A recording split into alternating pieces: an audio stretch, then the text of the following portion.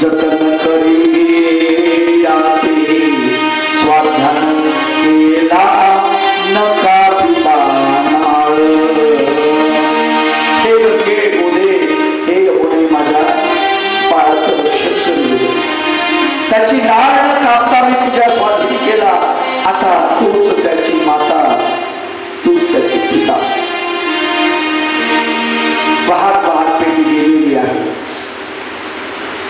आणि इकडे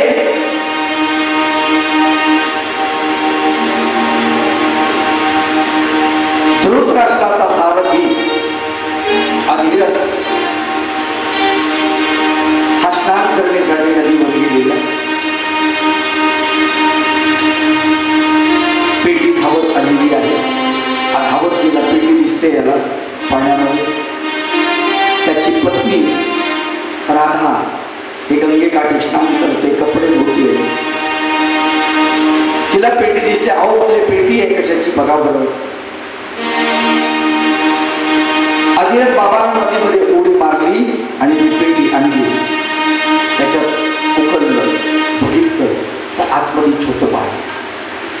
अधिरथाला मूल बाळ नव्हतं, त्यांनी बघितलं, पटकन मूल बाहेर काढलं, त्याच्याकडे पाहिलं, इवले इवलेसे डोळे, इवलस नाक, इवलेसे कान, सगळं अगदी गोंडस दिसत होतं। रडायला लागलं।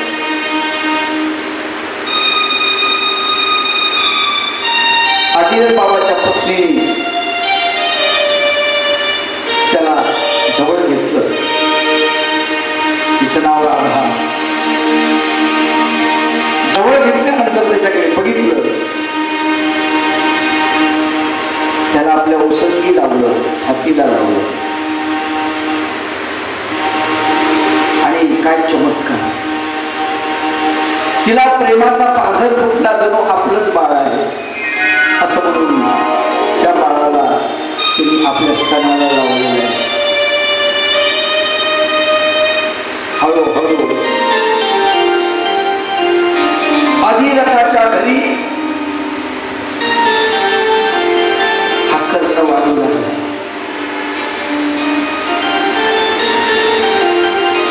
कुंतीचं पुढे लग्न झालं, हळूहळू कुंती विसरली पांडुराजासोबत। सुंदर देखणी होती, पांडुराजाही सुंदर होता। त्याच्याशी लग्न लागल्यानंतर धृतराष्ट्राशी गांधारीचं लग्न लागलं। हे दोन पुत्र कुरु वंशाचे,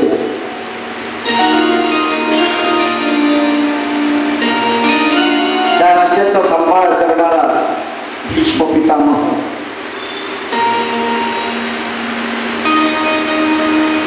आणि भीष्माने अजन्म ब्रह्मचारी राहण्याची शपथ घेतलेली।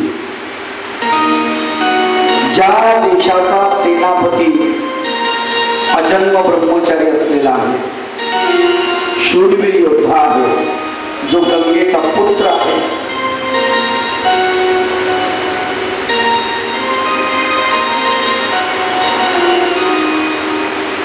जो परशुरामाचा शिष्य आहे, असा महायोद्धा, तो हस्तिनापूरचं रक्षण करतोय।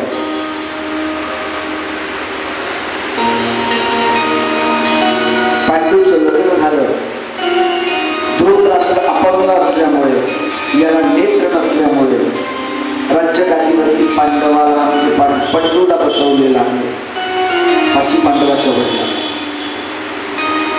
पांडूचा प्रपंच सुरू झाला। लग्न झाल्यामुळे हे वनामध्ये गेलेले आहेत शिकार करण्यासाठी, आणि तिकडे गेल्यानंतर हा दिवसा शिकार करतो। एक ऋषी वनामध्ये असतात, पती पत्नी,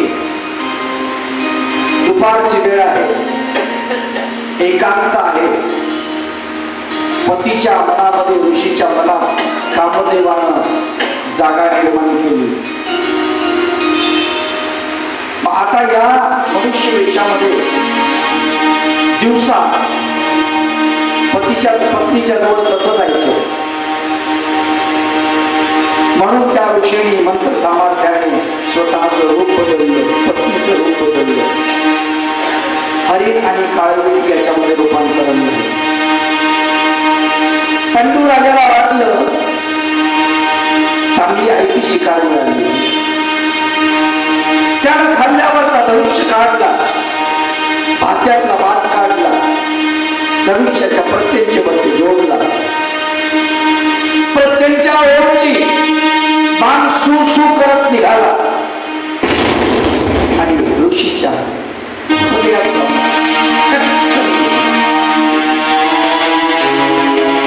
हरिण खाली पडलं. म्हणून धावत पडत पंडू राजा त्या हरणाच्या जवळ आलेला. आरपार घुसलेला तो बाण त्या हरणाच्या खाली मारला.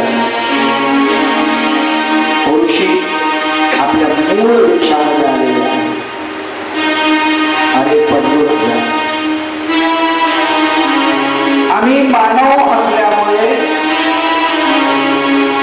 दिवसा पत्नीशी रथ होऊ शकत नाही, म्हणून आम्ही पशुचं रूप धारण केलं आणि या वेळेला तू घात घातलं. ज्या वेळेला विषय वासनेनं तू आपल्या पत्नीकडे जाशील त्यावेळेला अशाच प्रकारे मृत्यू तुझ्यावर.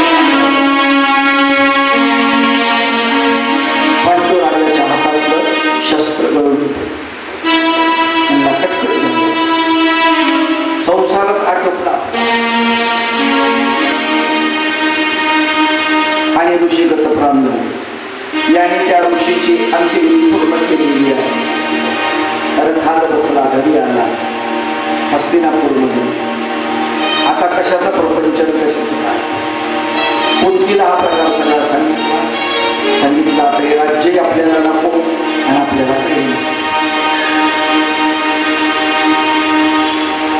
भीष्म पितामहाला ही घटना सांगितली. भीष्म म्हणजे आता काय करावं, म्हणजे बघा तुम्ही काय करावं. मी आता वनामध्ये जाऊन झोपडी बांधून तिथे भगवंताचं नामचिंतन करणार. पांडुराजा निघाला वनामध्ये, सोबत कुंती आणि तिची सबक पांडुराजाची दुसरी पत्नी माद्री, शैल्याची बहीण, दोघींना घेऊन निघाले. वनामध्ये झोपडी बांधून दिली.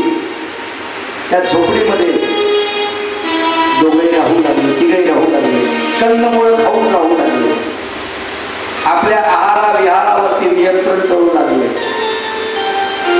विषय वासना ही डोक्यामध्ये आली नाही पाहिजे, मनामध्ये जन्माला आली नाही पाहिजे याची दक्षता सगळेच घेत होते.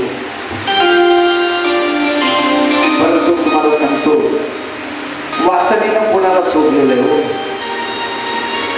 नाही. स्वामी चक्रधर महाराज म्हणतात, पुरुषी शृंग स्त्री पुरुष ऐसा विभाग ही. स्त्री आणि पुरुष असं कळत सुद्धा, भेद सुद्धा कळत नव्हता पुरुषी शृंगाला. परंतु परी संबंधे पोराचे चैतन्य वेदने. स्त्रियांचा संबंध आला, त्याचा अंतकरण भेटला गेलं. तुझं भोवती वासने, तुझं भोवती किती जन्म गाला.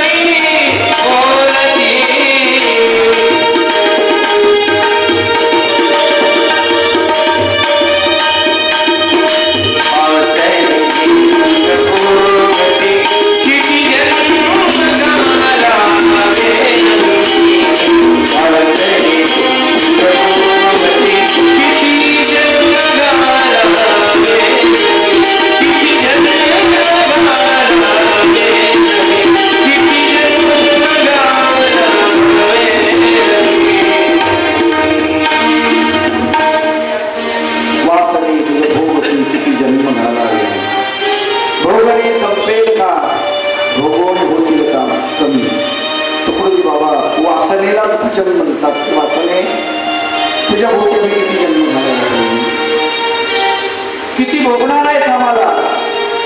अगं आम्हाला देवाकडे जायचं, भगवंताकडे जायचं, तुझ्यामुळे आम्हाला भगवंताची वाट बंद होते, आम्हाला जाता येत नाही. अगं आम्हाला माफ कर, आम्हाला क्षमा कर, आम्हाला सोडून दे ना. वासनेनं कुणाला सोडलं. संतांनी वर्णन केलं. भगवंत सांगतात की ऋषी शृंगाचं वाटोळं झालं. ज्याला स्त्री आणि पुरुष हा भेदही माहीत नव्हता, तो सुद्धा वासनेच्या आहारी गेला.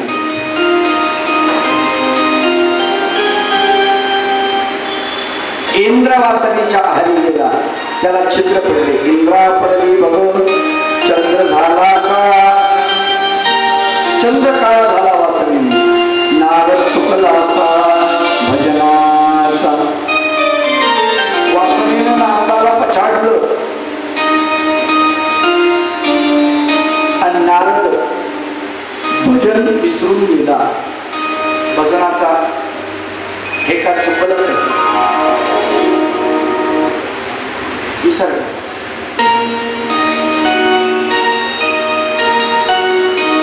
एकदा माद्री नदीवरती स्नान करून आलेली आहे आणि नदीवरती स्नान करून आल्यामुळे अंगावरची वस्त्र ओली आहे.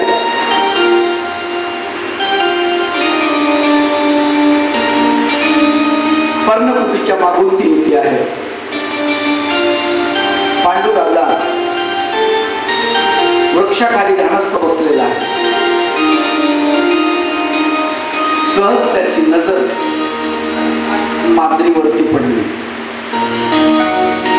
जसे नजर पडली तसा अंतःकरणामध्ये कामदेव जागृत झाला.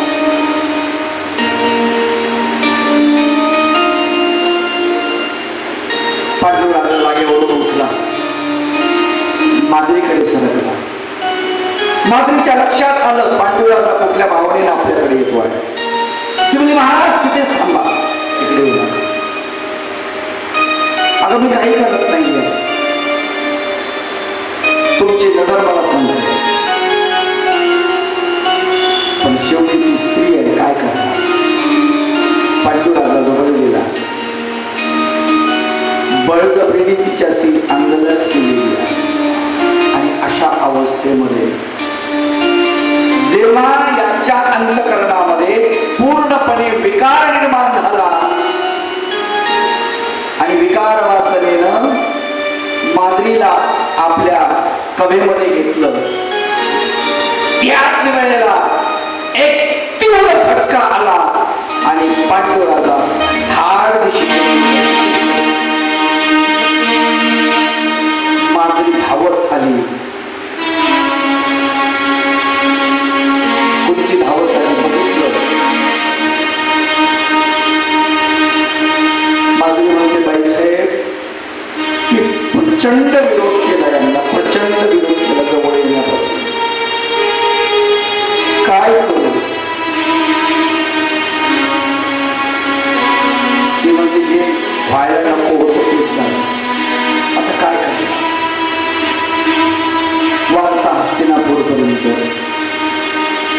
पोहोचली. पण या आधीची एक घटना झालेली आहे. जंगलामध्ये हे राहत होते, भगवंताचं नामचिंतन करत होते, तपश्चर्या चालू होती. कुंतीचा उदास चेहरा बघितला, पांडूचा उदास चेहरा पाहिला. तेव्हा कुंती म्हणाली, तुम्ही उदास का आहात. म्हणे ऋषींनी आपल्याला श्राप दिला, याचं मला काही वाटत नाही. मृत्यू माणसाला कधीतरी येतो, पण माझा वंश पुढे चालू राहणार नाही. कोणीतरी माझं नाव काढणारा असायला पाहिजे होता, तो नाही आहे. याचं दुःख मला आहे, काय करावं. तेव्हा कुंतीने पांडुराजाला सांगितलं त्यावेळेला की मी दुर्वासाची सेवा केली आणि दुर्वासाने मला मंत्र दिले, त्याचा उपयोग करू का. तुम्ही म्हणत असलात तर त्याचा उपयोग करा. पांडुराजा म्हणला आनंदाची गोष्ट आहे. आणि मग तिने त्या एक मंत्र पहिलेच खर्च झालेला होता. 3 मंत्राचा उच्चार तिने केलेला आहे. एक मंत्र माद्रीला दिलेला आहे.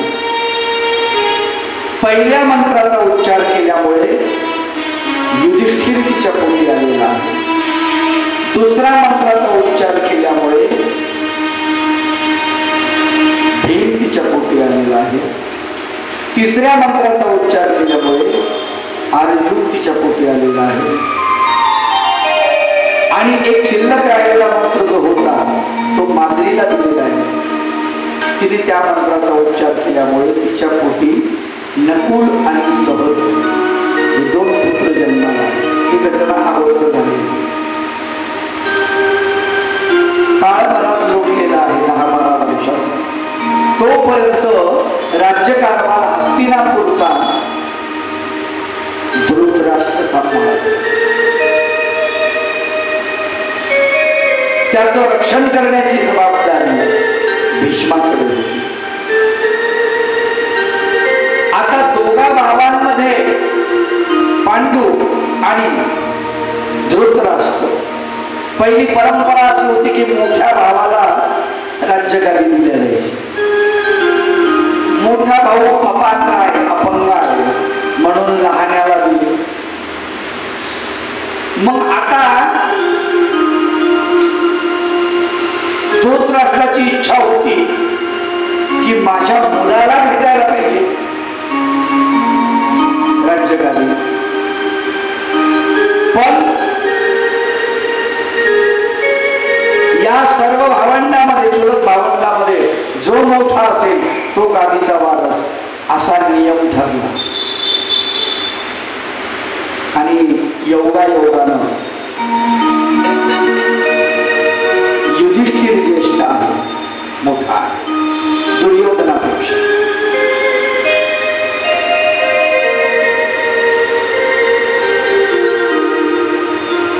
हिला बाळ होणार. कुंतीला ही वार्ता गांधारीच्या कानावर पडली आणि गांधारीनं तिलाही दिवस गेले होते. तिच्या अगोदर मला बाळ झालं पाहिजे म्हणून पोटावरती मोठा दगड उचलून पोटावरती आदळला. त्यामुळे तो गर्भपात झालेला. महर्षी व्यास आले. हा अघोरी प्रकार त्या गांधारीने केलेला बघितला. त्यांनी आता काय करावं म्हणून त्या गोळ्याचे 100 तुकडे केले आणि गाईच्या तुपामध्ये मडक्यात टाकले ते तुकडे. त्याचे तोंड पक्के चापड्याने बांधून टाकले आणि ते कुंभ एका निर्वात ठिकाणी ठेवले. प्रकाश जाणार नाही त्या ठिकाणी, प्रकाश रहित अशा ठिकाणी, हवा रहित अशा ठिकाणी ठेवले. म्हणून कौरवांना कुंभपुत्र असंही म्हणतात.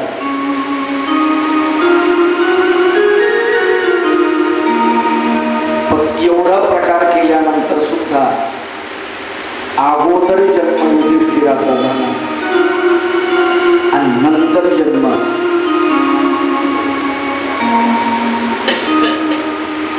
ज्येष्ठ कौरव दुर्योधनाचा, नंतर भीमाचा, मग अर्जुन, असे परम. अशा प्रकारे राजवाड्यामध्ये कौरव हे वाढत होते आणि वनामध्ये पांडव वाढत होते. आणि एक दिवस कामदेवाने पंडू राजाला स्पर्श केला आणि पुढे जो प्रकार घडू नये तेच घडल्या गेलं. पांडू राजा यामध्ये गतप्राण झाला. हस्तिनापूरवरून वार्ता कळल्यानंतर भीष्म पितामह आलेले आहेत. पांडूचा अंत्यसंस्कार केला. आता कुंती आणि माद्री यांना इथे कोण सांभाळणार म्हणून पांडूच्या वारसांना घेऊन भीष्म पितामह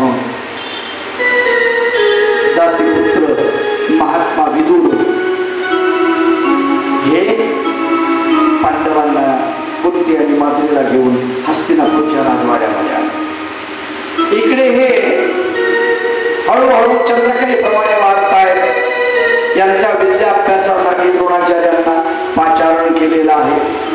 द्रोणाचार्य या 5 पांडवांना शिकवतात. इकडे कर्ण आदिनाथ बाबाच्या घरी वाढतो आहे. त्याचंही भरण पोषण होते आहे. पण तो सूतपुत्र म्हणून ओळखला जातो आहे. दासाचा पुत्र, सेवकाचा पुत्र म्हणून ओळखला जातो आहे. त्यालाही इकडे विद्याभ्यास करण्याची इच्छा आहे, परंतु त्याला कोणी शिकवत नाही. एक दिवस तो द्रोणाचार्याकडे येतो आणि मला विद्याभ्यास शिकवा असं म्हणतो. त्यावेळेस ते म्हणतात की मी राजपुत्राला विद्या शिकवतो, मी दुसऱ्याला शिकवत नाही, तू सूतपुत्र आहेस. असं म्हणल्यामुळे आता काय करावं म्हणून अपमानित होऊन कर्ण परशुरामाकडे जातो आणि तिथे खोटं बोलतो की मी ब्राह्मण आहे, मला विद्या शिकव. कारण परशुरामांनी 17 वेळेस पृथ्वीवरचे क्षत्रिय राजे संपवलेले होते. का तर या क्षत्रियांनी, त्या क्षत्रियाचा एक राजा सहस्रार्जुन, या सहस्रार्जुनानं त्यांच्या माता पित्याला संपवलेलं होतं. इंद्राकडून मिळालेली कामधेनू तिला संपवलेलं होतं. त्याचा बदला म्हणून परशुरामाने 17 वेळेस पृथ्वीवरचे क्षत्रिय मारले. मग एकदा मारल्यावर पुन्हा कसे काय पैदा झाले भाऊ, अशी शंका निर्माण होते. त्याचा अर्थ असा की जे गर्भामध्ये आहे ते मारले नाही, जे 5 वर्षाच्या आतील आहेत ते मारले नाही, ते मोठे झाले, चालून येतात, शूरवीरपणा दाखवतात, त्यांना संपवले, अत्याचार करतात, त्यांना संपव. अशा प्रकारे त्याच्यामुळे क्षत्रिय कुळावरती त्यांचा जोर आहे, राग आहे. पण कुठल्याही क्षत्रियाला मी विद्या शिकवणार नाही असं ते म्हणतात. कर्णाने विचार केला, मी क्षत्रिय नाही, मी तर शूद्र आहे, दासी पुत्र आहे, दासाचा पुत्र आहे, मला कसं काय कोणी विद्या देईल, क्षत्रियाला देत नाही म्हणून यांनी सांगितलं की मी ब्राह्मण आहे असं खोटं बोलले आणि परशुरामाकडून विद्या संपादन करून घेतले. एक दिवशी परशुराम बसलेले आहे, संपूर्ण विद्या संपादन झालेली आहे आणि परशुरामानं कर्णाच्या मांडीवरती आपलं डोकं ठेवलं आणि विचारलं.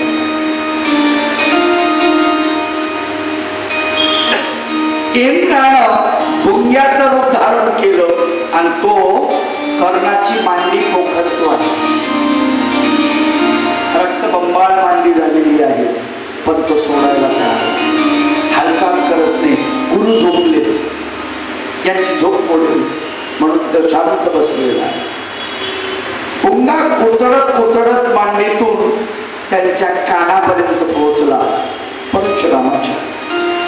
जेव्हा परशुरामाच्या लक्षात आलं मांडी पोखरून काहीतरी आपल्या कानापर्यंत आले, उठले, बघितलं तर रक्तबंबाळ झाला, रक्ताचा तारवळ वाचलेलं. कोण आहेस तू? म्हणजे मी ब्राह्मण पुत्र आहे. शक्य नाही, ब्राह्मण इतक्या वेदना सहन करू शकत नाही, तू निश्चित क्षत्रिय आहेस. खोटं बोलून माझ्याकडून विद्या संपादन केली, अचानक वेळेवरती तुला